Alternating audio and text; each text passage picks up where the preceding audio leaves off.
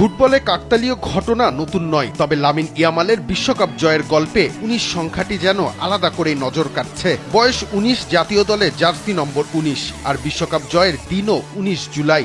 তিনটি ১৯ মিলেই যেন লিখে দিল এক রূপকথা।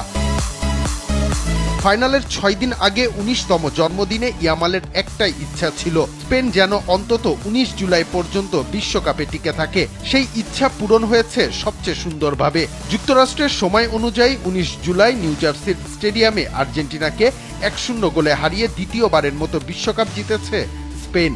ফাইনালে গোল বা অ্যাসিস্ট না পেলেও ইয়ামাল ছিল স্পেনের আক্রমণের অন্যতম বড় ভরসা। ম্যাচের শুরুতেই তার জোরালো শট ঠেকিয়ে দেন এমিলিয়ানি মার্টিনেজ। শেষ দিকে তার দুর্দান্ত ফ্রি কিকও ফিরিয়ে দেন আর্জেন্টাইন এই গোলরক্ষক। স্কোরশিটে নাম না থাকলেও মাঠ জুড়ে নিজের উপস্থিতি ঠিকই জানান দিয়েছেন বার্সেলোনার এই বিস্ময় বালক।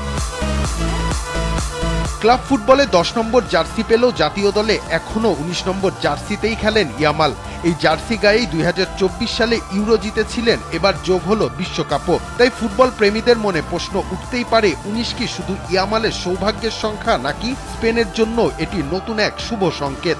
কাকতালীয় হোক বা না হোক, বিশ্বজয়ের এই গল্পে ১৯ সংখ্যাটি চিরদিনই বিশেষ হয়ে থাকবে স্পেনের জন্য।